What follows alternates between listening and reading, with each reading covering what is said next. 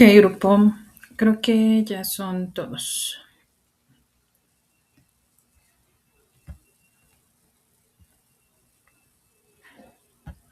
Déjenles comparto pantalla, denme un minuto.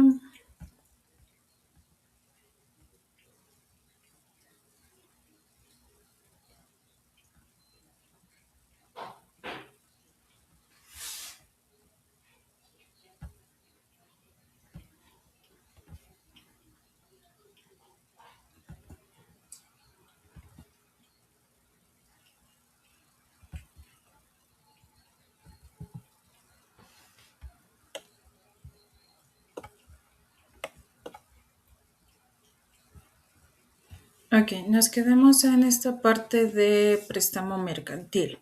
Bueno, mencionábamos sobre lo que eran los tipos de las obligaciones. En este caso, pues vamos a continuar con lo que es el transporte mercantil. Nosotros hablamos de transporte mercantil. Esperen un tantito, acepto a sus demás compañeros.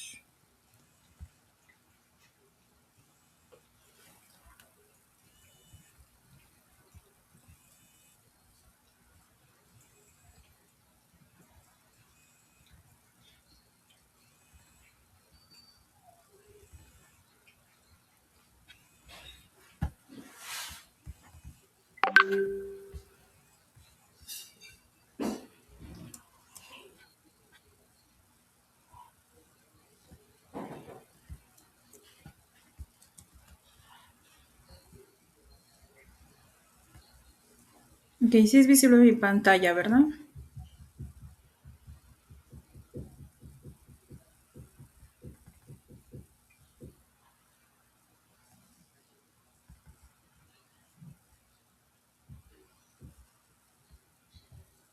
Hola, hola, ¿sí me escuchan?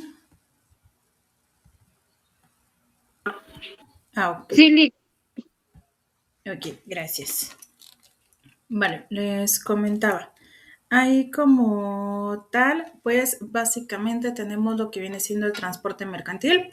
Bueno, mencionábamos que básicamente es un contrato. Este contrato, pues digamos que es un contrato básico que es para trasladar lo que vienen siendo bienes o personas a cambio de un pago. El transporte mercantil, ¿por qué es una figura importante dentro de lo que viene siendo el derecho? Básicamente, pues digamos que toda finalidad de lucro tiene que ver con un transporte mercantil. No es como que de la empresa esa materia prima o el producto se vaya solito hacia lo que viene siendo el área a transportar. Sino como tal, ahí fungimos con lo que determinamos un medio para que éste se traslade a lo que viene siendo mi finalidad de lucro. Este tipo de contrato, pues también es un contrato general. Es un contrato que básicamente cumple con características de hora, tiempo, también funge con la característica principal de ser un intermediario, pero que también va a tener lo que viene siendo una finalidad de lucro. No necesariamente tiene que ser alta, más sin embargo, pues sí es una finalidad al fin y al cabo que se persigue dentro de lo que viene siendo el derecho mercantil. Todo transporte, pues obviamente debe de tener un contrato específico en base a seguros, seguros de la mercancía y seguros de lo que viene siendo el traslado, porque si llega a tener algún tipo de accidente, pues es necesario que como tal se genere lo que viene siendo algún seguro hacia lo que viene siendo esta mercancía, tanto para cuidado de lo que es la persona, como tanto para lo que viene siendo el cuidado de la mercancía. Recordemos que como persona dentro del derecho mercantil siempre va a tener una generalidad y esta generalidad pues es un objeto. Puede ser una persona física o puede ser una persona moral. Sabemos muy bien que hay empresas dedicadas únicamente a lo que viene siendo los traslados. No necesariamente tiene que ser una empresa física, perdón, una persona física, sino también puede ser una empresa en particular que le trabaje a un proveedor o a una industria en específico, ¿vale?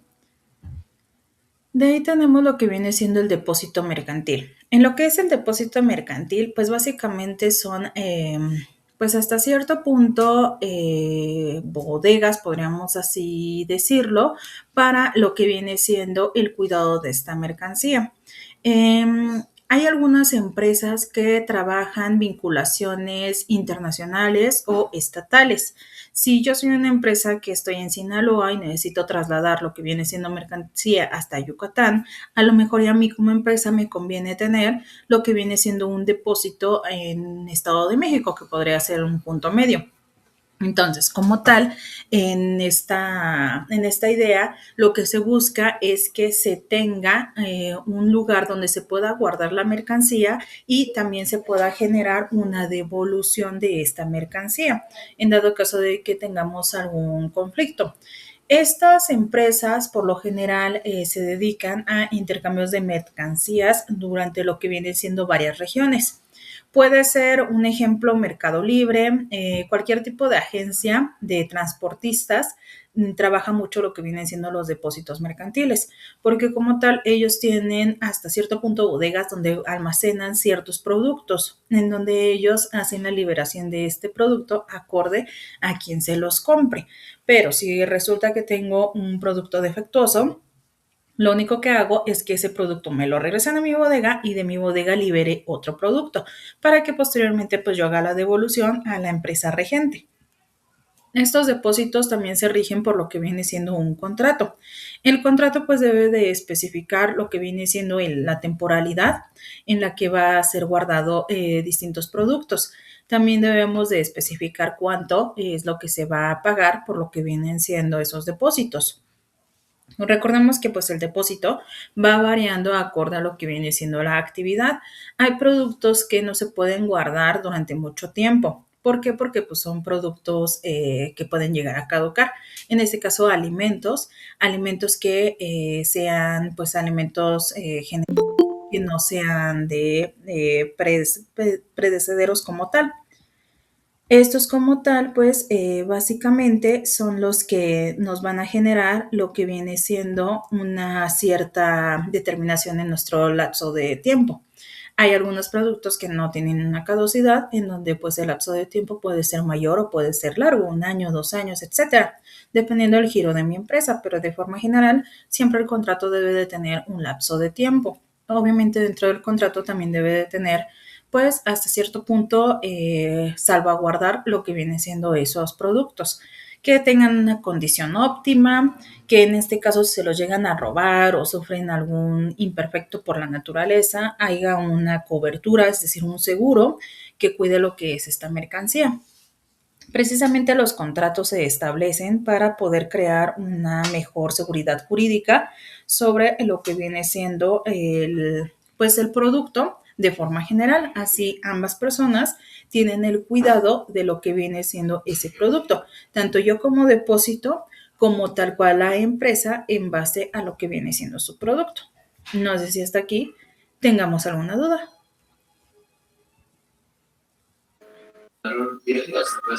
Queda claro, los conceptos son muy puntuales.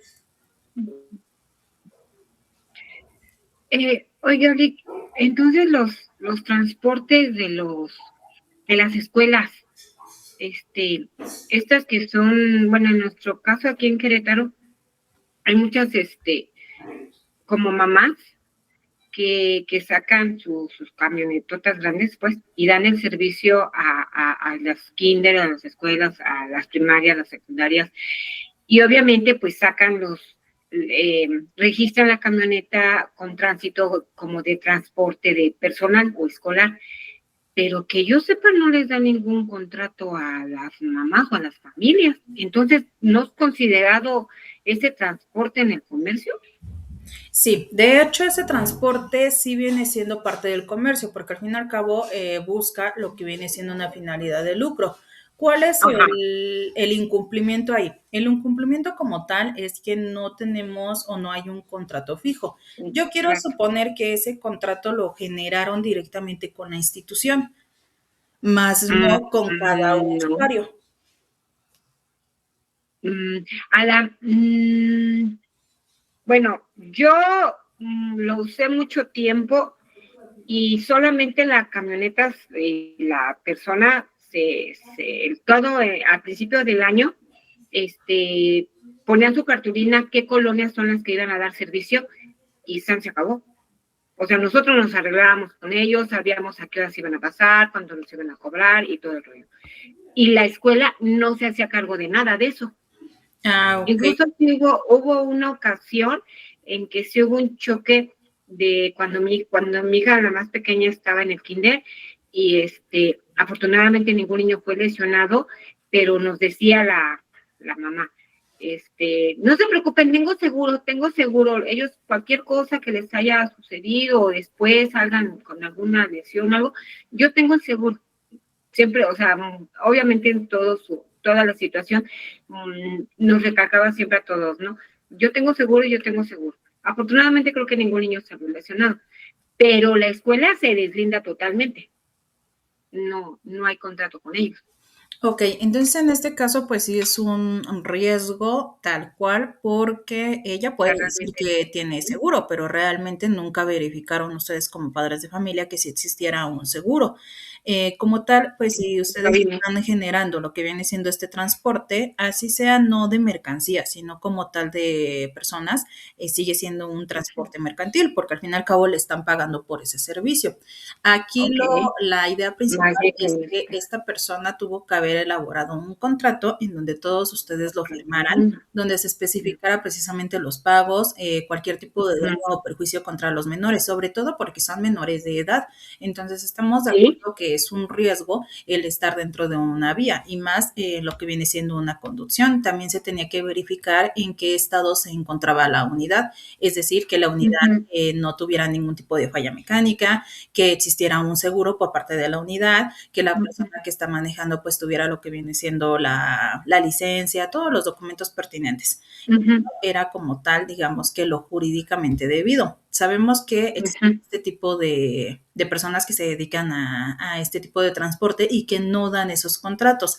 El detalle en que viene, en que cuando tal llegan a sufrir un accidente ya fuerte, en donde si hay lesionados o demás, obviamente los papás van a proceder en contra de esta persona. Y si esta persona no tiene los seguros y no tiene lo demás, pues obviamente hablando en derecho penal, pues le imputan mayor condena dentro de lo que vienen siendo los delitos, porque de forma general están incumpliendo tanto del derecho penal como del derecho mercantil.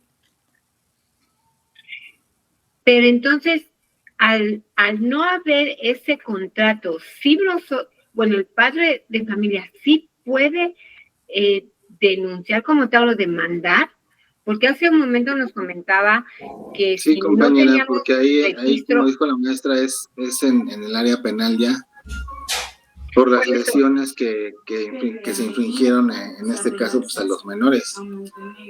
Y era lo que comentábamos también en el episodio pasado, los contratos verbales, porque eso es lo que hacen, ese contrato es verbal con la persona que ofrece el servicio de transporte. Pero cuando ocurre un hecho pues de sangre, por llamarlo, en este caso ese accidente, y donde ya hay lesionados, pues tienes que actuar en ese sentido, ya no en materia mercantil, sino en materia penal. O sea, exacto, se pasa a otra materia. Sí, es correcto. De forma general, nosotros nos tendríamos que ir principalmente por lo que viene siendo derecho penal y ya posteriormente quizás lograr hacer una vinculación mercantil únicamente para que se implementen multas, porque ahí ya únicamente recae multas. Siempre nos vamos a ir por lo que viene siendo el regente, que sería una conducta atípica que vendría siendo hacia los menores. Ahí sí nos regimos por derecho penal, no importa que haya un contrato o no haya un contrato, de todos modos se toma como una tentativa de homicidio en primera idea, esperando que no haya fallecidos. Una vez que ya hay fallecidos, pues ahora sí ya se configura como un delito, ya asesinato o demás, ¿no? Homicidio, etcétera. Pero de forma general nosotros nos vamos por lo que viene siendo derecho penal y ya posteriormente a lo mejor y una vinculación con derecho mercantil, pero muchas veces nos quedamos únicamente con derecho penal porque pues ahí tenemos la mayor carga dentro de lo que viene la sentencia. Sí. Ok. Bien, gracias. Pero sí, tengan mucho cuidado con lo que viene siendo los tipos de transporte, porque pues obviamente sí recaen en algunas otras conductas atípicas y ya vinculamos con derecho penal, por aquello de que si lleguen a dedicar a eso del transporte, pues tengan cuidado. Ok, por otro lado tenemos lo que viene siendo la apertura de crédito. Cuando nosotros hablamos de aperturas de crédito, estamos hablando de nuestro sector bancario. Dentro de lo que viene siendo el sector bancario, pues básicamente es una institución que como tal nos ayuda a tener, digamos que ciertas prestaciones de cuantía exorbitante o mínimas, dependiendo de lo que viene siendo nuestro financiamiento. Aquí en estas aperturas de crédito, pues debemos de recordar que no solamente nos basamos a lo que vienen siendo las conductas legales del derecho mercantil, sino también dentro de lo que viene siendo la contratación de la empresa como tal. Nosotros podríamos decir que existen diversidad de bancos, en donde básicamente podemos crear esta apertura precisamente de créditos. Aquí el tipo de contrato que nos den pues es básico para saber nosotros lo que viene siendo nuestra forma financiera. Sabemos que no todos manejan los mismos activos, ni tampoco el cobro de los mismos intereses. No, ustedes me imagino que han de tener algún tipo de cuenta de banco en diversos bancos. Obviamente sabemos que aquí cambia mucho lo que viene siendo la oferta y la demanda entre lo que te ofrece, digamos, Banamex, de Banco Azteca, etcétera. Entonces, obviamente estas aperturas de crédito son reguladas por lo que viene siendo el derecho mercantil porque al fin y al cabo son una finalidad de lucro. A ti te están cobrando por esa cuenta. Tú tienes que pagar ciertas prestaciones por esa cuenta, el uso, la transferencia, los créditos y demás. Pero de forma general, pues sigue siendo una finalidad de lucro. Aquí los contratos bancarios sí es importante que leamos el apartado de lo que son las cláusulas, precisamente en el aspecto de que varían acorde a lo que viene siendo el tipo de banco.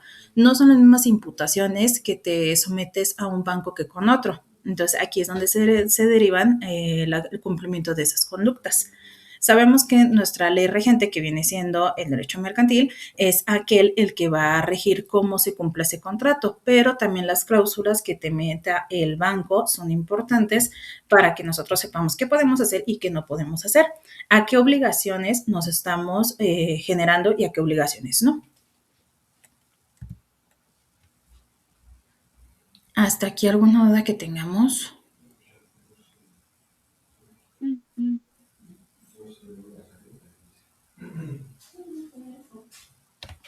No, bien. Ok. ¿Aperturas solamente se refiere a las instituciones o también a los que pueden entrar en alguna empresa como capitalista? Pueden entrar algunas empresas, pero es ya muy rara. Por lo general, ahí ya nos vamos a bolsa de valores. Ok, entonces, en sí, esta apertura de crédito hace referencia más bien a todas esas instituciones. Sí, a bancos plenamente. ¿Por qué? Porque al fin y al cabo, pues ellos también sabemos que persiguen una finalidad de lucro. Aquí la diferencia es que el sector bancario pues tiene una cobertura muy amplia en base a lo que viene siendo una garantía. Es decir, si el banco entra en un proceso de quiebre, tal cual, pues ellos cuentan con un seguro que es garantizar que ellos te van a devolver tu dinero íntegro. Es decir, no porque haya quebrado Banco Azteca significa que ya te quedaste sin todo tu dinero.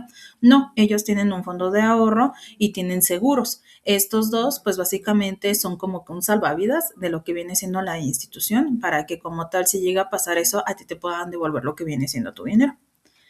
Eso claramente debe de estar estipulado dentro de tu contrato. Si en tu contrato no lo leíste o no venía estipulado, pues tú te sometiste a que ese seguro no aplica en tu cuenta.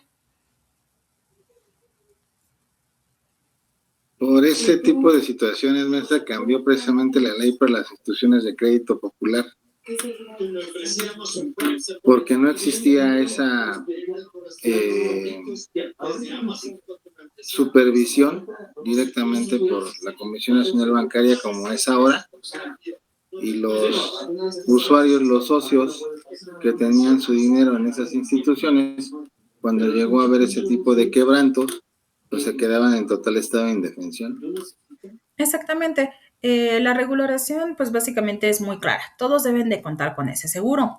Todos los bancos actualmente tienen ese seguro. ¿Cuál es el detalle? Lo que les mencionaba yo dentro de los contratos. Si dentro de tu contrato no viene esa cláusula, aunque el seguro tenga, perdón, aunque el banco tenga el seguro, no actúa dentro de tu cuenta, porque de forma, digamos que inconsciente, tú te negaste a ese seguro.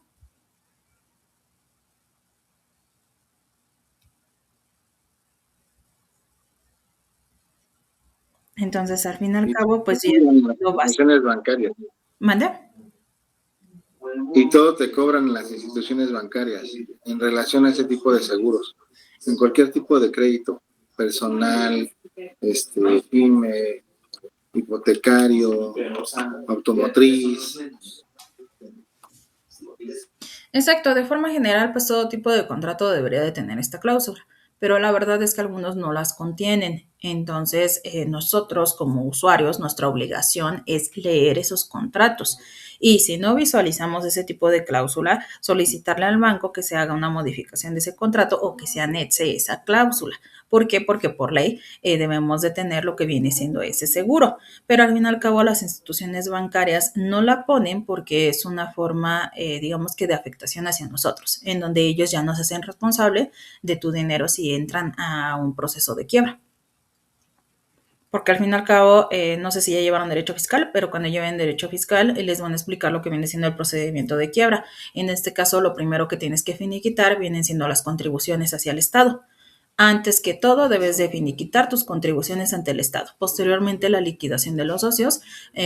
Al último, lo que vienen siendo los trabajadores. En un sector bancario se trabaja de la misma forma, únicamente que después de finiquitar a lo que vienen siendo los trabajadores, se pone de igual manera a lo que vienen siendo los usuarios.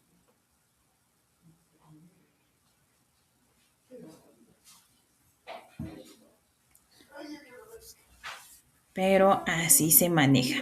Ahí por si tienen contratos bancarios, pues les den una ojeadita a ver si les manejan esta cláusula.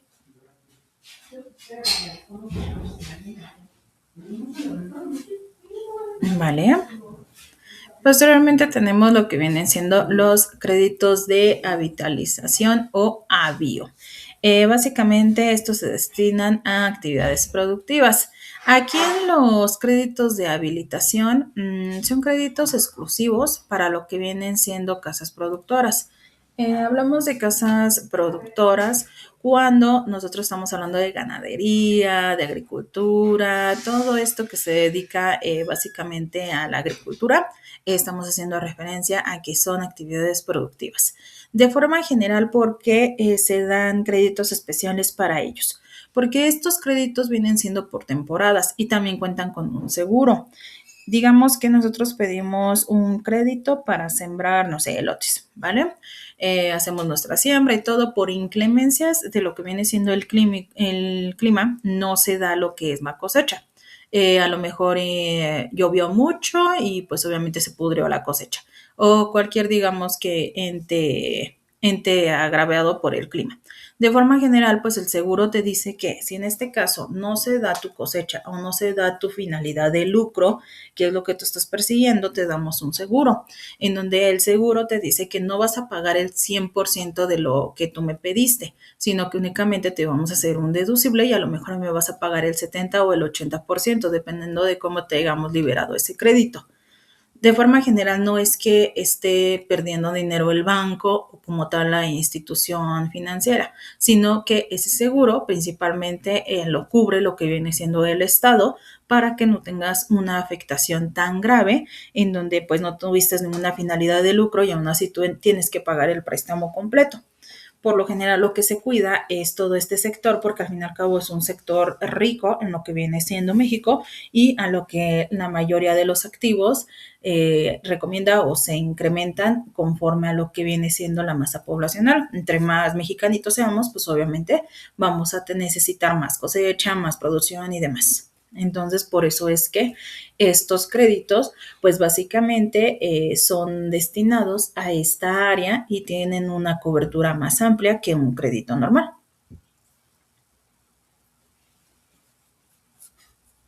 Por otro lado, tenemos contrato de reporto. En este caso, pues básicamente son títulos de crédito con recompra obligatoria.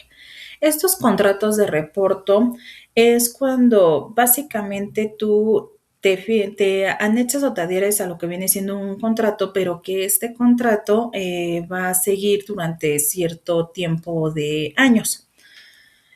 Hablábamos en la primera sesión sobre lo que venía siendo un productor que le vende quesos a, decíamos, Pizzas Domino's.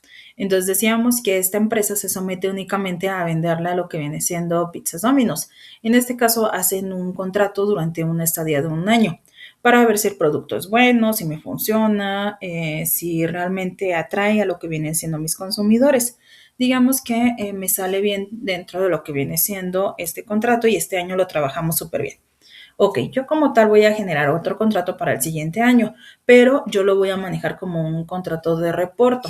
En este caso, comprometo a lo que viene siendo esta empresa a seguir vendiendo, digamos que revendiéndome lo que viene siendo el producto. Se genera una sociedad, por así decirlo, en donde Domino se compromete a seguir comprando ese producto durante tantos años, ya sea que generemos un contrato de 5, de 10 o hasta de 15 años. Obviamente dentro de las cláusulas se debe de manejar que se van a ir dando actualizaciones de los precios. ¿Por qué? Porque sabemos que el salario mínimo y la inflación es cada año. Entonces, de forma general, nos tenemos que adaptar a lo que vienen siendo las nuevas prestaciones anuales. También debemos de tomar en cuenta que si la empresa entra en un estado emergente o sufre alguna alteración que lo destina a quiebra o fallas dentro del producto, se puede hacer una modificación de este contrato y que ya no se genere un contrato de reparto, sino únicamente un contrato a promesa futura de, no sé, medio año o un año, se termina y hasta ahí queda lo que viene siendo nuestra relación. Por eso es que manejamos que este contrato de reporto es una recompra. Es decir, constantemente yo te voy a estar comprando tu producto. ¿Dudas que tengamos hasta aquí? Y este tipo de contrato es solamente para producto. Sí, solamente para producto. Para objetos, ajá, físicos. Físicos. Todo lo que vienen siendo entes, digamos que de derechos de autor, no entran aquí. ¿Por qué? Porque sabemos que esos tipos de, digamos que la imaginación y todo eso es dependiendo de nuestra calidad de vida. A lo mejor y yo quiero hacer un contrato de reporto con, no sé, digamos Shakira, pero resulta que ese accidente se muere. Es decir, no es una promesa futura, más sin embargo, una empresa, como es una sociedad, digamos que una persona moral, no es como que se muera, se tiene que ir forzosamente a proceso de quiebra.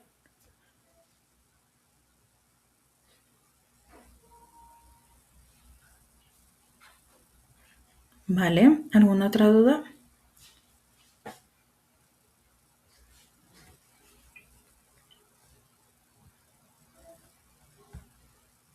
Ok, continuamos. Tenemos lo que viene siendo el fideicomiso.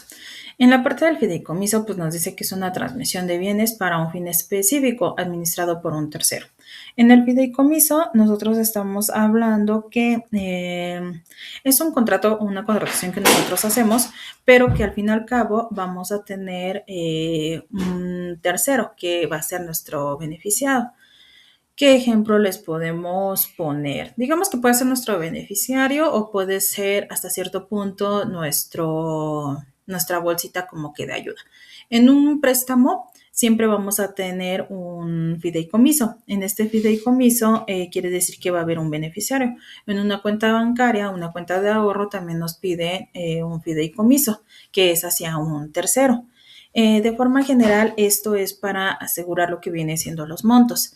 En este caso, pues, digamos que es fungir con la obligación principal, pero al fin y al cabo que se administre. Si nosotros abrimos una cuenta de ahorro en un banco, nosotros debemos de tener un beneficiario, que al fin y al cabo va a ser también como un fideicomiso. En este caso, si llegó a fallecer, ese dinero que le va a pasar, se le va a quedar al Estado, se le va a quedar a la institución bancaria, va a desaparecer o qué va a pasar. Para eso surge la figura del fideicomiso, porque básicamente este tercero es el que va a administrar ese dinero.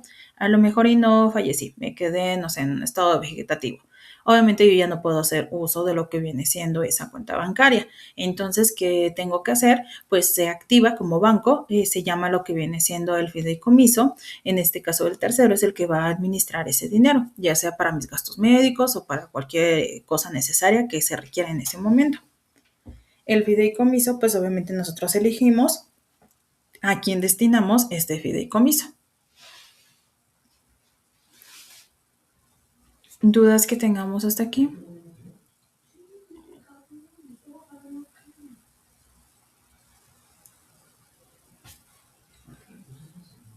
No, esto sí queda claro, los conceptos.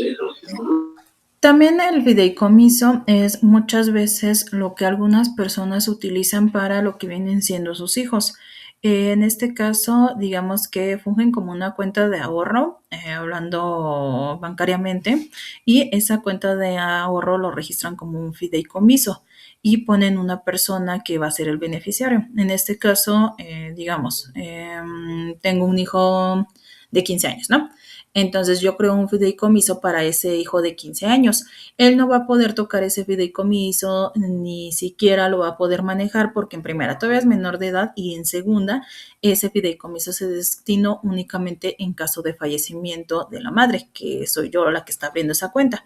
En cuando yo fallezca, aunque él no sea todavía mayor de edad, puede elegir a una persona que en este caso sería el tutor, que lo elegiría ya sea el Estado o yo lo dejé dicho en un testamento, y ese, digamos que tutor es el que va a administrar esa cuenta, porque al fin y al cabo esa cuenta se creó para un subsidio o una ayuda a ese menor en caso de que yo falleciera. Cuando él ya cumpla los 18 años, si todavía se tiene dinero, él queda a cargo de esa cuenta bancaria ya sin el tutor. ¿Por qué? Porque pues ya tiene la capacidad de ejercicio. Entonces, esos fideicomisos muchas veces también los crean con esa finalidad, con el hecho de cuidar o sobreguardar a una persona que sea tu codependiente.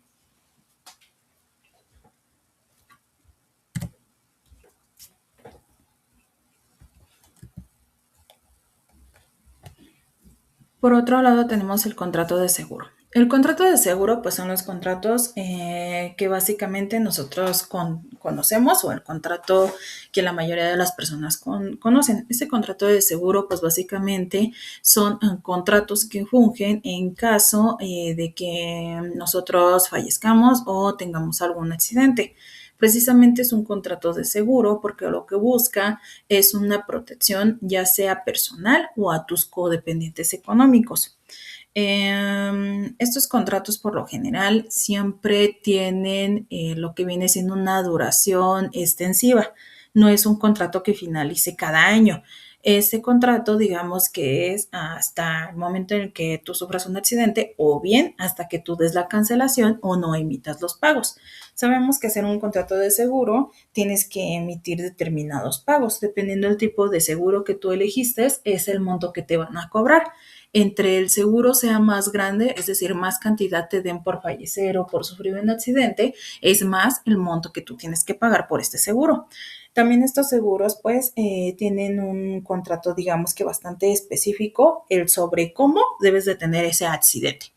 Es decir, ahí dentro del contrato te establecen de forma cierta cómo te debes de accidentar o cómo te debes de morir. ¿Para qué? Para que puedan cobrar ese seguro. Ese seguro, pues volvemos de nuevo a los fideicomisos, ese seguro se da a un tercero, ya sea la esposa, el esposo, los hijos, la mamá o a quien tú hayas destinado dentro de lo que viene siendo tu contrato. Estos contratos, pues como les decía, tienen características muy específicas para que tú lo puedas cobrar.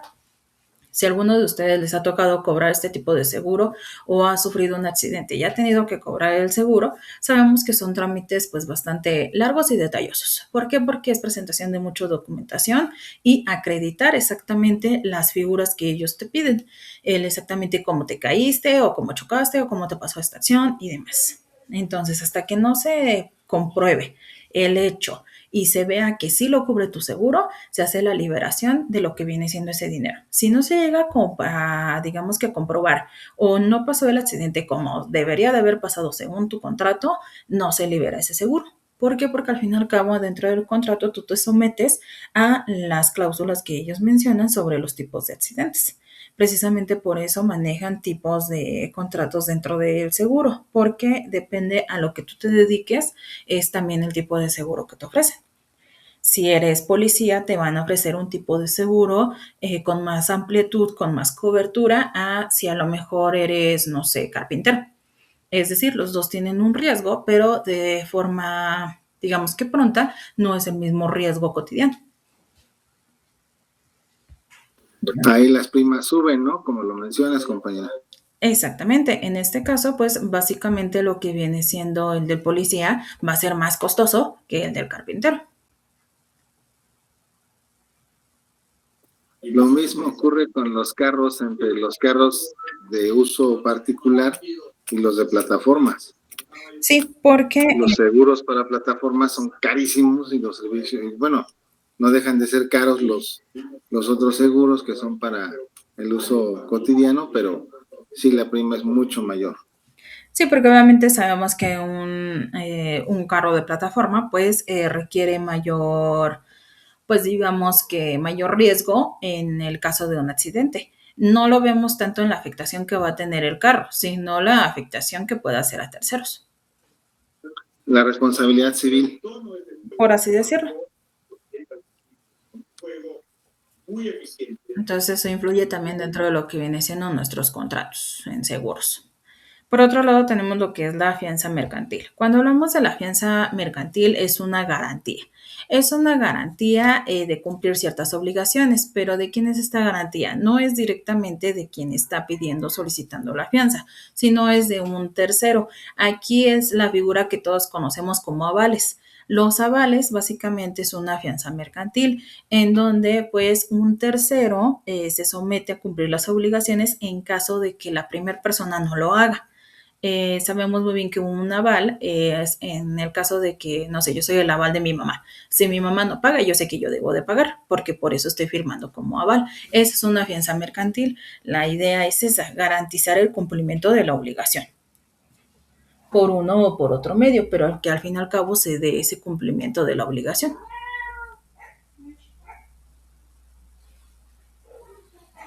Sí, exacto. Ok, por otro lado también tenemos lo que es la prenda mercantil. En el caso de la prenda mercantil, pues aquí básicamente es la garantía sobre los bienes muebles. ¿Cuáles son los bienes muebles? ¿Los bienes qué, maestra, perdón? Los bienes muebles. Los bienes muebles, pues es el menaje de tu casa, por ejemplo. La sala, el comedor, la estufa, el refrigerador. Ok, muy bien. Básicamente tenemos que los bienes muebles son todo aquello que tú puedes mover o transferir y los bienes inmuebles es todo aquello que pues obviamente no puede ser movible. Dentro de lo que viene siendo la prenda mercantil es que un tipo de garantía pueden ser precisamente estos bienes muebles. La prenda mercantil lo que busca garantizar es el pago de las obligaciones. En dado caso de que tú no me llegues a pagar, digamos que yo como institución financiera, no me llegas a pagar, pero yo tengo la garantía de determinados bienes muebles. Es como las casas de empeño. Tú llevas tu tele y la empeñas y te dan determinado monto de dinero.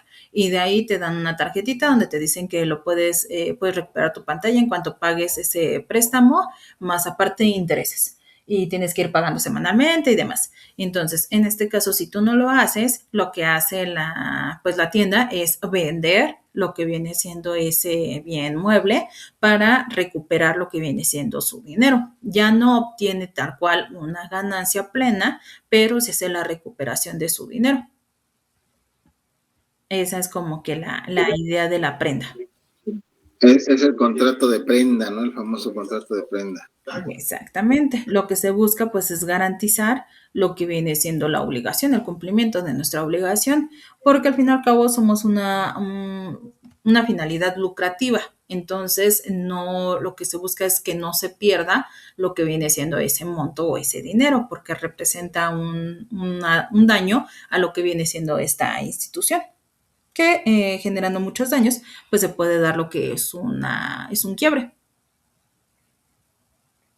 Por otro lado, tenemos el arrendamiento financiero. En el caso del arrendamiento, pues básicamente son sobre bienes.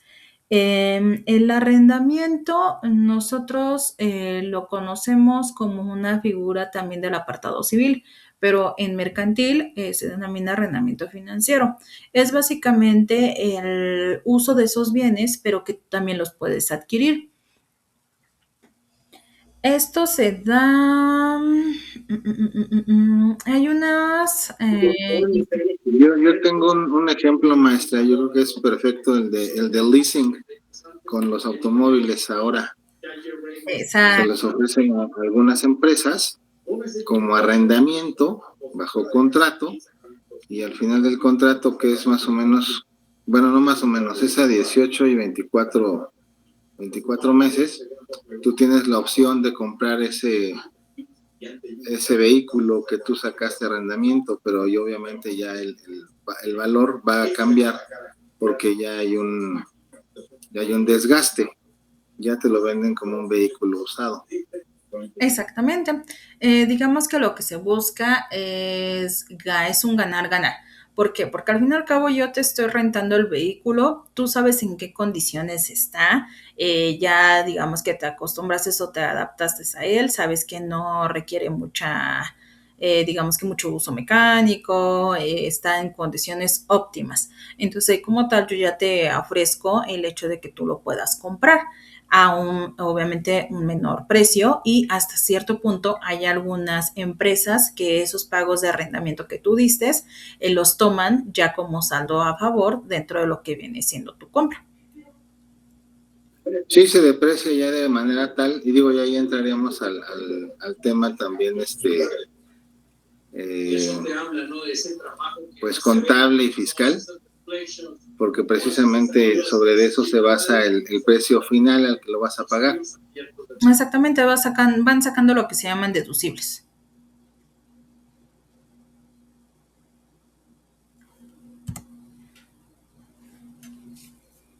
Ok, por otro lado, tenemos pues básicamente todo lo que viene siendo nuestra forma jurídica. ¿Desde qué aspectos? Tenemos lo que viene siendo la publicidad mercantil. Básicamente es un conjunto de bienes organizados para desarrollar una actividad comercial. Nosotros como tal podemos y sabemos que podemos ser personas comerciantes, siempre y cuando cumplamos con todos los requisitos. Estos vienen siendo, pues digamos que unos requisitos para que nosotros también podamos ofrecer tipos de publicidades sobre lo que viene siendo nuestros elementos fiscales y sobre nuestros elementos mercantiles, que al fin y al cabo ahí obtenemos nuestra finalidad de lucro. Dentro de nuestros elementos pueden ser bienes materiales, bienes intangibles, clientela, nombre comercial. Todos estos pues son elementos que entran dentro de lo que viene siendo un intercambio comercial, que al fin y al cabo nuevamente volvemos a lo que es una finalidad de lucro. El carácter jurídico pues siempre va a ser un valor económico propio. Es decir, si yo creo una marca, yo estoy generando un valor económico altamente propio, porque pues al fin y al cabo yo estoy lucrando con lo que viene siendo mi marca. Dentro de mi marca, pues yo voy a tener tanto derechos como deberes. En este caso, pues mis derechos va a hacer que yo puedo ejercer comercialmente y obtener una ganancia porque ya estoy debidamente registrada, porque como tal estoy cumpliendo con todas mis obligaciones pues fiscalmente y comercialmente. Dentro de mis deberes, pues es cumplir las leyes y actuar de buena fe. Es decir, yo no puedo vender publicidad falsa o lucrar sin cumplir mis obligaciones, que ya sería la de hacer o la de no hacer o la de dar, ¿vale? Aquí ya... Ahí entrarían las franquicias, maestra. Ajá, aquí en México pues trabajamos varias franquicias.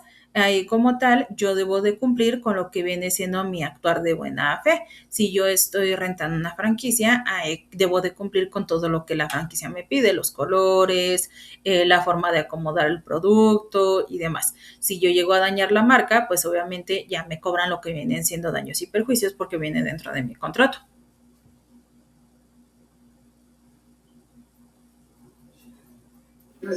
Sí, sí, queda claro. Por otro lado, también tenemos las obligaciones profesionales.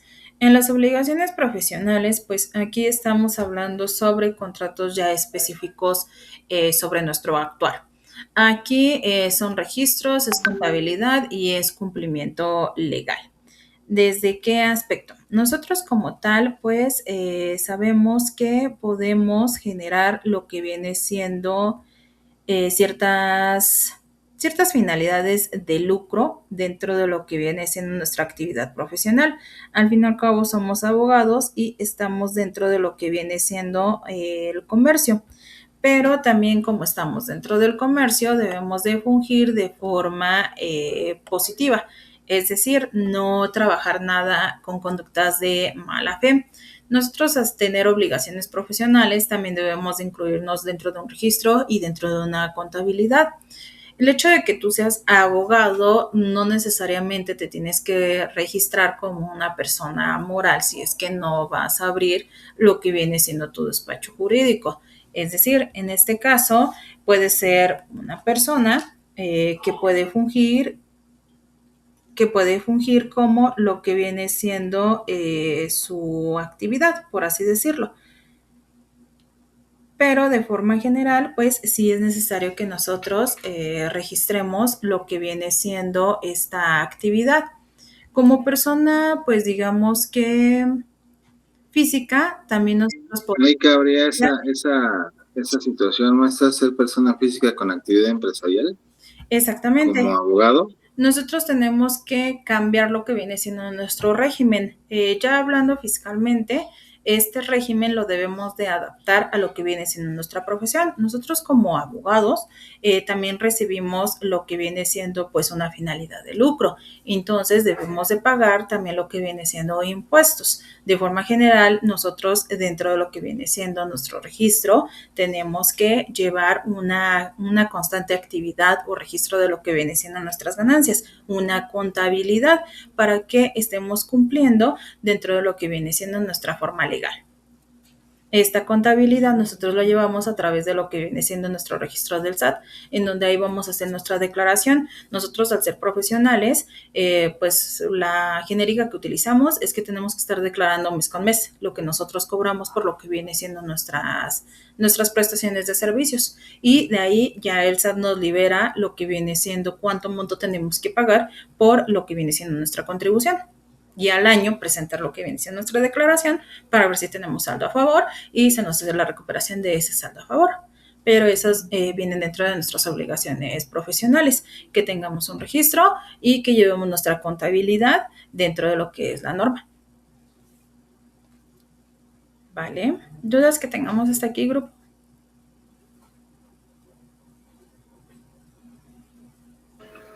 No. No me surge de momento ninguna.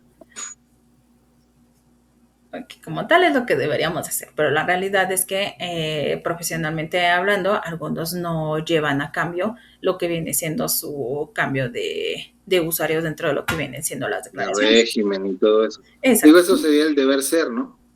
Eso sería el cumplimiento legal, Ajá. pero pues sí es algo que como tal deberíamos de hacer. Sí, porque yo conozco muchos, infortunadamente, profesionistas que te piden para las copias eternamente y ni un recibo de honorarios, ni un recibo de honorarios se exhiben. Exactamente. O hay algunas veces que lo que se hace es que se factura a nombre de un despacho, no a nombre propio, y pues ahí ya lo único que se hace es el pago de la factura. Cuando pues nosotros de forma física, si cambiamos nuestro régimen, también podríamos facturar. Porque pues al fin y al cabo somos profesionistas.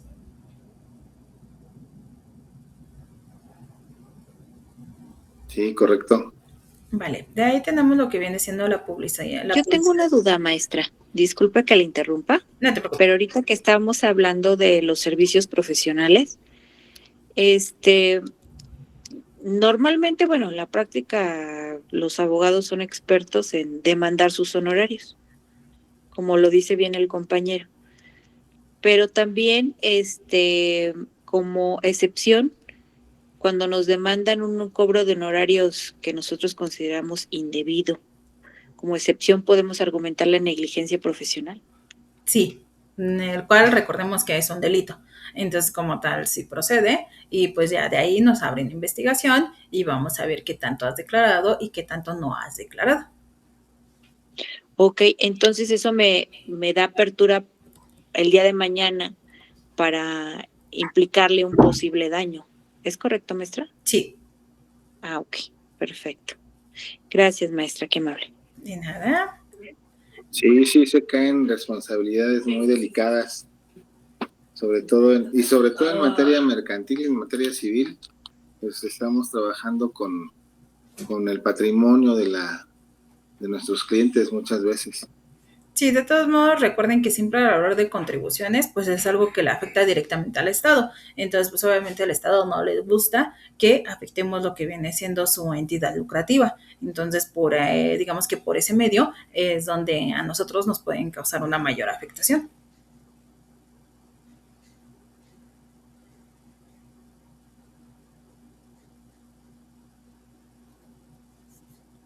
Ok, por otro lado tenemos lo que viene siendo la publicidad mercantil.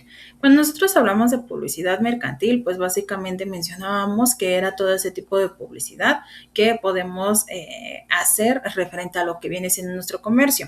Pero esta publicidad también requiere ciertos elementos. En este caso, pues como publicidad, nosotros debemos de cuidar lo que viene siendo el tipo de producto que estamos mencionando, la forma del producto, lo que viene siendo pues obviamente nuestra marca, lo que viene siendo nuestros registros, todo esto debemos de tener cuidado dentro de la publicidad. Es decir, el hacer una publicidad, aunque parezca lo más sencillo del mundo, en donde yo hago un volante y lo doy, puede repercutir jurídicamente hablando. ¿Por qué? Porque al fin y al cabo, si yo estoy promocionando cierto producto con cierta calidad, no sé, con ciertos elementos, y al momento de que me compren ese producto resulta que nada que ver con lo que yo estoy poniendo en mi publicidad, me pueden demandar, porque de forma general yo estoy en incumplimiento de lo que viene siendo mi producto. Digamos que el hecho de comprobación pues viene siendo la publicidad mercantil. ¿Por qué? Porque lo que se va a presentar pues es el volante. Entonces en el volante viene toda la información que yo di, que está representando mi marca, y cuando yo dé lo que viene siendo ese producto y lo presente y no es igual, aquí ya tengo una afectación directa. Entonces también es importante que nosotros tengamos tal cual lo que viene siendo el cuidado de esa publicación, que realmente mi marca esté escrita correctamente, que lo que yo esté promocionando sea lo que estoy dando.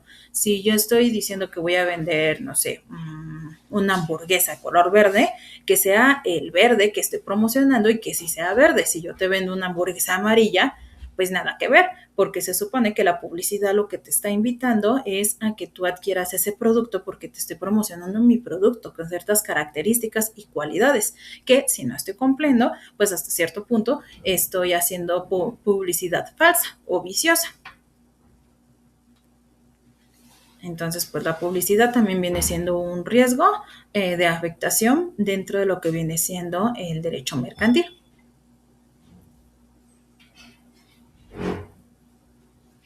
¿Dudas que tengamos hasta aquí, grupo?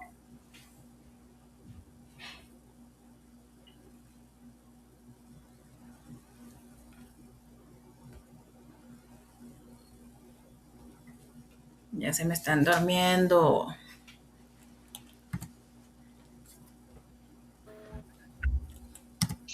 No, no, para nada.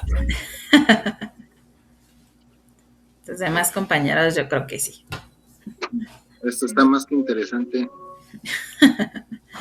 Que ahorita ya los voy a poner a participar porque ya nada más te escucho a ti. Los demás ya los dejé de oír.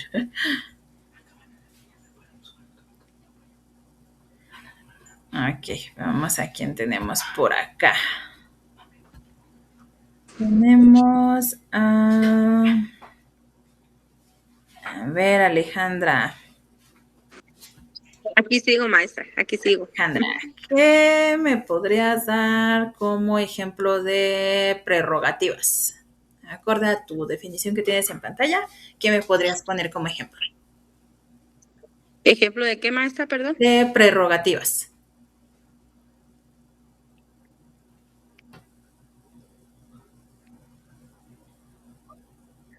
Como el de... de un acreedor ¿cómo se le Hipotecario. puede decir? Ajá. Ok, ¿por qué? Sería como al ejecutar la hipoteca sobre su inmueble. Ok. Estoy mal. Básicamente En caso, por ejemplo, del incumplimiento del deudor. Ok. De forma general, tu ejemplo está bien. Las prerrogativas, hasta cierto punto, es, digamos que como un salvavidas que nosotros tenemos dentro de lo que viene siendo una prestación. Esto incluye, pues, hasta cierto punto, una seguridad jurídica. Si yo ya tengo una hipoteca, como lo mencionabas tú, yo tengo una obligación, la cual es pagar constantemente lo que viene siendo mis hipotecas, ¿no? Ya depende de cómo lo haga evaluado y cómo haya sacado lo que viene siendo el préstamo. Pero de forma general yo tengo que cumplir con lo que viene siendo estos pagos. En caso de incumplimiento, pues como tal, el banco tiene todo el derecho de quitarme esa propiedad. Pero antes de que esto suceda, el mismo banco me da una prerrogativa que viene siendo una seguridad jurídica, en donde me puede alargar lo que viene siendo ese pago. A lo mejor y yo le explico al banco que, no sé, perdí mi trabajo, cerró la empresa o cualquier cuestión. Entonces yo no estoy activa laboralmente.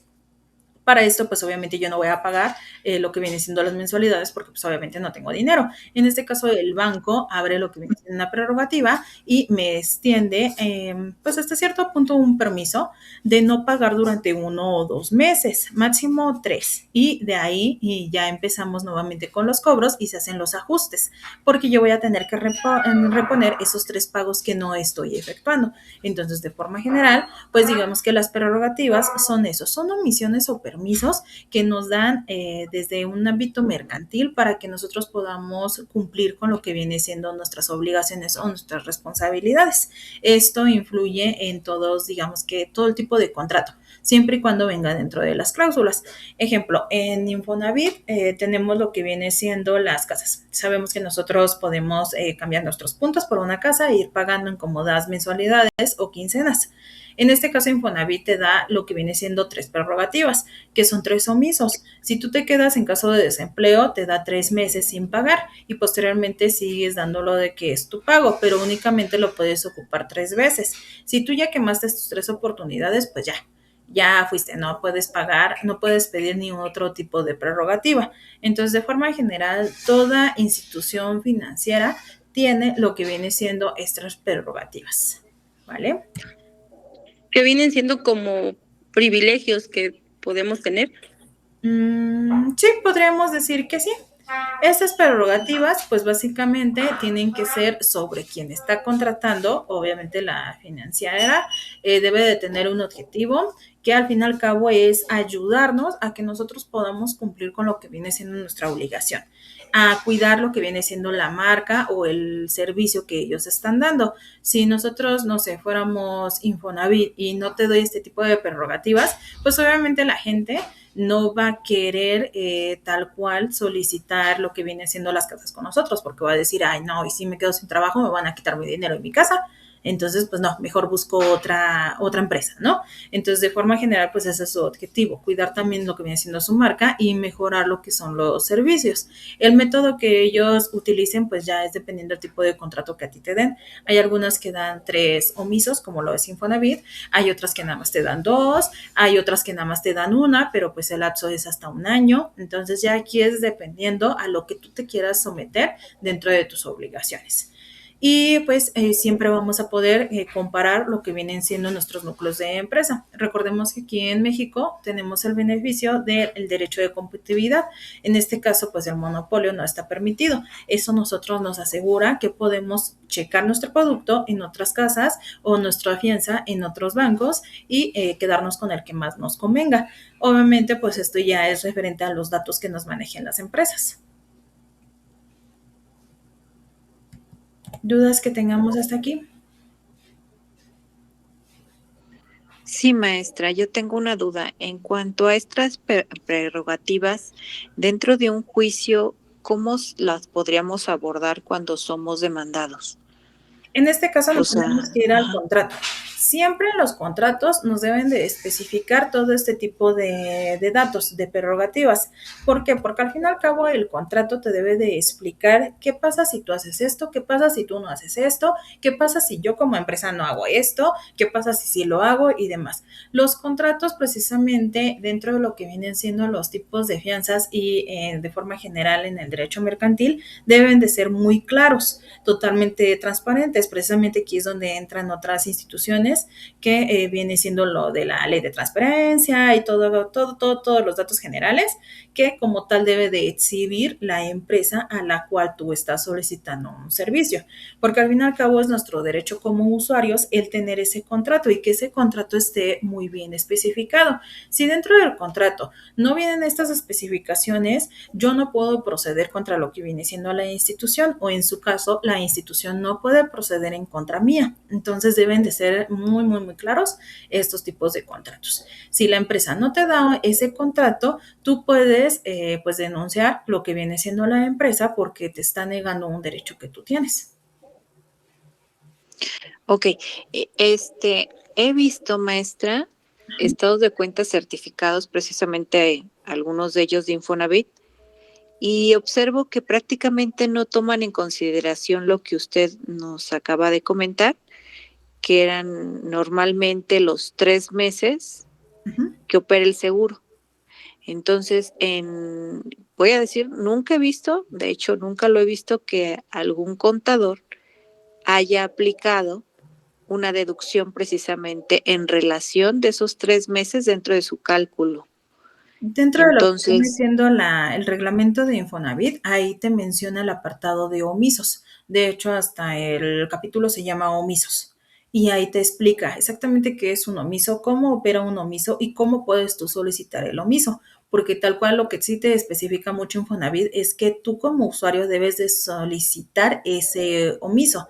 Si tú no lo solicitas, yo como Infonavit no voy a ser investigador, ni te voy a andar investigando si estás trabajando o no. Entonces, de forma general, eso sí lo especifica muy claro Infonavit dentro de lo que viene siendo su reglamento.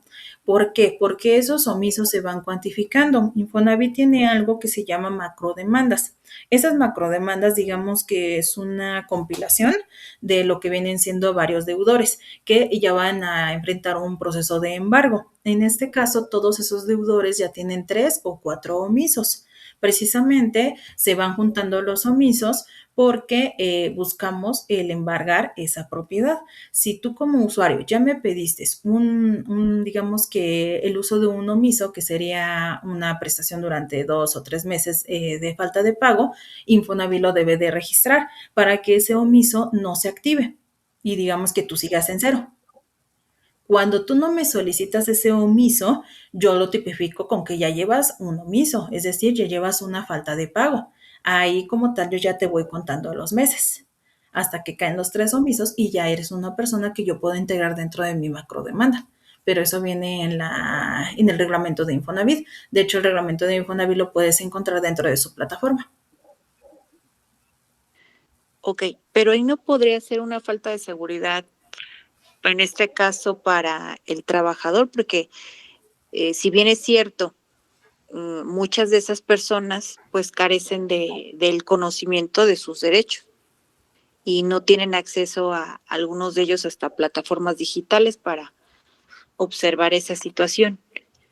En este caso, de lo que recuerdo es que Infonavit sí, digamos, si bien es cierto, no puede recibir esa información directamente del trabajador, pero está ligado el sistema de Infonavit con lo de la nómina. Normalmente siempre a través del IMSS es que la principal vía cuando el patrón deja de reportar precisamente y cuando ya no hay cotizaciones. Y además registra su baja laboral. Y en automático, como va ligado, en automático Infonavit sí tiene conocimiento de esa baja laboral. Entonces, Infonavit, en cambio, en lugar de aplicar el seguro que normalmente, y eso en los pagos también se lo cargan al trabajador, lo del seguro, nunca lo aplica, Es que ahí haciendo... en el reglamento de Ujú, Infonavit establece claramente que ellos como tal no pueden ujú, darte o generarte un omiso si tú no lo solicitas. Estamos de acuerdo que la mayoría de los usuarios tienen lo que viene siendo ujú. su conectividad con la nómina. Eso estamos hablando que son el 90% de usuarios. Hay un 10% que realmente no tienen una conectividad vía nómina porque no son trabajadores con este tipo de prestación, más sin embargo, aún así venden estas casas y se comprometen a otras prestaciones más limitadas. Pero hablando de este 90%, el reglamento es muy claro en ese aspecto, en donde dice, sí, yo como Infonavit ya sé que no estás laborando, más sin embargo, yo no puedo activarte un omiso que tú no me has solicitado, porque en este caso yo estoy tomando decisiones en nombre de lo que viene siendo mi usuario. Yo podría pensar que a lo mejor y tú tienes otra entrada económica, por eso es que a mí no me ha solicitado un omiso, a lo mejor y no sé, tienes un puesto o un negocio externo a lo que viene siendo tu trabajo laboral que yo tengo registrado. Entonces yo como Infonavit no puedo tomar decisiones a tu nombre, necesito que tú me lo solicites, que tú me solicites ese omiso, esa prerrogativa para que yo la active. Ok, pero si estamos frente a un supuesto donde el IMSS sí reportó su baja, donde no hay aportaciones, no hay pagos. En este caso, como usted bien lo dice, maestra, en un reglamento lo establece de Infonavit, pero aquí opera el derecho, ¿no? O sea, en el sentido de que nadie se le puede negar de sus derechos. Y Exacto. sobre todo, y sobre todo la finalidad que tiene la institución, que es una institución social, Ajá. sin fines de lucro. Entonces, aquí creo yo que sería muy peleable, sobre todo en los estados de cuenta certificados que emite Infonavit, donde prácticamente le hacen el cálculo, pero nunca toman en cuenta lo del seguro. O sea, como que no En- le hacen el cálculo del seguro. Sí, o sea, del seguro, o sea, porque ¿qué es lo que sucede con los cálculos de Infonavit? Obviamente le están haciendo sus descuentos al trabajador. Entre los descuentos, obviamente en el saldo vienen todos los cargos y intereses y también lo del seguro. Entonces es ahí donde a mí me surge esa duda, esa inquietud. Ujú. Si en el propio cálculo de Infonavit ellos mismos están cargando dentro de esos saldos un costo inherente a un seguro que nunca le han aplicado al trabajador, no se podría citar que eso es un cálculo, vamos a decir, que tiene un vicio. No. Perdón, Iben. ¿Tú te estás refiriendo al seguro por desempleo? Cuando lo aplican, porque haz de cuenta Por que eso, en el estado ¿estamos hablando del seguro por desempleo? es correcto, No, Ok, porque ya opera el seguro y nunca le hacen el descuento. O sea, no. lo cobran Ah, en el estado de cuenta certificado, ajá, pero nunca lo aplican no. dentro de un Sí, sí, periodo. ahí te va. Eh, Cuando el sistema detecta que ya no hay un pago patronal, pueden suceder dos cosas. Uno, entra la prórroga por un año y que ya no afecta a los intereses porque ya literal te da ese año sin obligación y sin que se capitalicen los intereses. O dos, entra el seguro por desempleo, que es durante 6 meses. Pero ¿qué pasa? Que lamentablemente, como dice la licenciada, y está por contrato, que el primero el que debe de estar al pendiente de su crédito es el acreditado. Por eso se creó, después de la página general, hoy en día se creó Mi Cuenta Infonavit, en donde ahí se le anuncia al trabajador que su seguro por desempleo ya se activó en automático. Y Por eso, ahí te voy a interrumpir, mira. No, o sea, eso me queda claro. Todo eso me queda claro. El detalle está que cuando en juicio meten Infonavit su cálculo, lo meten con un estado de cuenta certificado. es correcto. Y ese estado de cuenta certificado me ha tocado ver que no está relacionado con todos esos reportes que me dices. Le hacen el cálculo desde un inicio hasta la fecha cierta que tienen el estado de cuenta certificado, sin hacer todas esas precisiones que muy bien me las has dicho. Pero en el estado de cuenta certificado yo he visto que existen sin fin de irregularidades. Es que ahí está el detalle, que si el trabajador no se da cuenta, que no está al pendiente de que ya se activó su seguro y no lo paga, entonces el instituto dice, te lo cobro como mensualidad completa, porque tú no estás al pendiente de tu crédito. Ahora, ¿qué hacemos? ¿Sabes cuál es el detalle aquí? Y te lo voy a decir. Es un detalle bien básico y bien fino. Y no me dejará mentir aquí la licenciada, la maestra. En juicio, precisamente ha perdido Infonavit porque no integra toda la documentación de los cobros que se le han hecho al trabajador, incluyendo las pólizas de seguro. Esas son básicas, porque si tú vas a hacer el cobro de un concepto, debe de estar debidamente documentado. Es correcto. Y no lo integra nunca Infonavit. Es que, por ejemplo, Lo opera hasta como un cobro a lo indebido. por ejemplo, Infonavit aplica mucho lo que viene siendo la retroactividad de la ley. En este caso, la retroactividad de la ley funge en derecho mercantil cuando nosotros contraponemos lo que vienen siendo los meses anteriores. Por eso cae el pago, digamos que completo. Pero aquí tiene mucho que ver lo que viene siendo el usuario. Regresamos a lo mismo. Tú como usuario tienes la obligación de estar al pendiente de lo que viene siendo tu estatus. Si Infonavit como tal, digamos que puede hacer una comprobación bien básica, que es la activación del usuario, el último movimiento que tú hiciste como usuario. Si tú lo hiciste hace 2 años y tú perdiste tu trabajo hace 2 meses, estamos de acuerdo que tú no has checado tu usuario en lo que viene siendo un año, 10 meses. Entonces, con eso Infonavit puede acreditar el hecho de que tú no estás cumpliendo con tus obligaciones de usuario, con el simple hecho de visualizar tu estatus dentro de plataforma. Ese es un punto, digamos, que puede utilizar Infonavit. Un punto que nosotros podemos utilizar como usuarios es el hecho de decir, ok, pero al fin y al cabo, yo tengo el derecho de mi seguro. Entonces, ahí como tal, lo que va a determinar la sentencia va a ser el tipo de, pues, tanto de pruebas que presente el usuario como las que presente Infonavit. Si Infonavit tiene su carpeta con toda la documentación pertinente y la comprobación de tú como usuario no has cumplido con tu obligación de estar al pendiente de tu estatus, pues ahí ya ganó Infonavit. Pero en este caso, si Infonavit ya tiene una carencia en donde a lo mejor y sí estás al pendiente dentro de la plataforma y no tengo tu carpeta actualizada o me faltan datos, ahí sí es error de la institución y es donde ya se nos puede filtrar, pero es muy, hasta cierto punto, no es extraño, pero sí llega a pasar pocas veces que Infonavit pierda lo que viene siendo los juicios hipotecarios.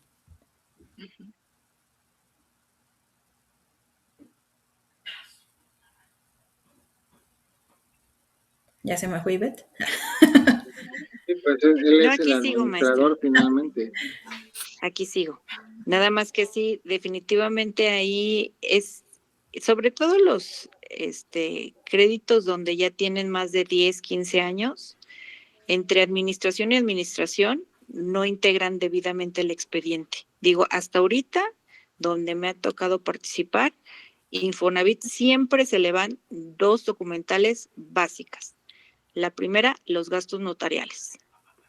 Nunca exhiben el recibo de honorarios precisamente del notario, que también aplican dentro del concepto como gastos notariales.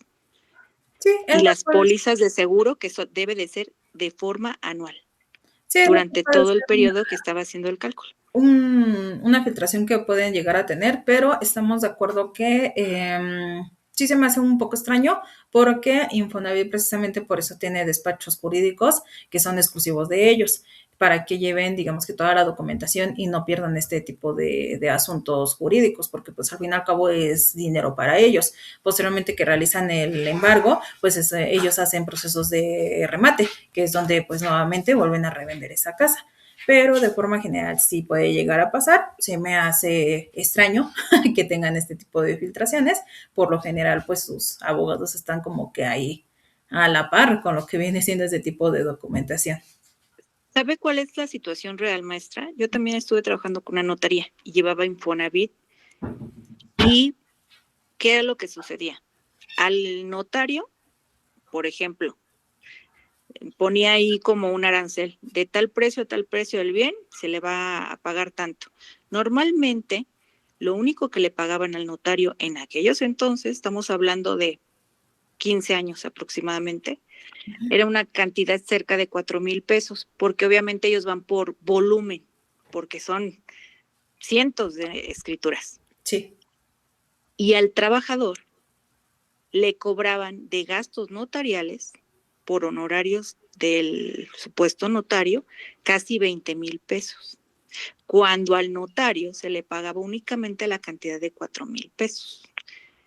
Obviamente por eso, o sea, no cuadran nunca sus cifras.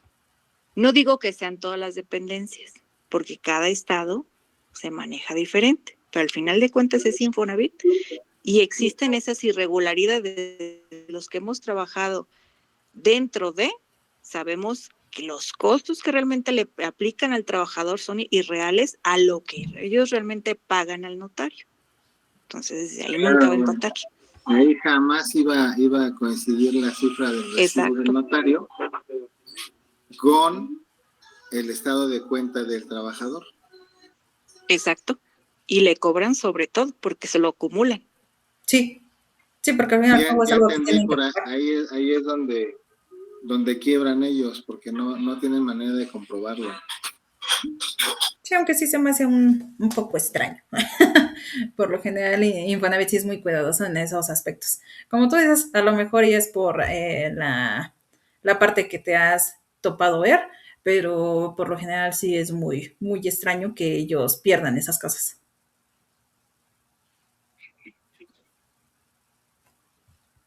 De hecho, por eso luego hay ciertas complicaciones, pero sí es muy, muy extraño que las pierdan. A lo mejor, y como tú lo dices, te has topado con una vinculación de Infonavit que no está tal cual alineada a cómo se trabaja, por eso es que han tenido este tipo de filtraciones. Pero sí, sí se me hace bastante extraño, porque Infonavit es como el SAT, ese no perdona nada. Entonces sí es un ser muy malvado. Definitivamente no le perdona nada al trabajador. Exacto, le cobra hasta el último peso de respiro que dio en esa casa.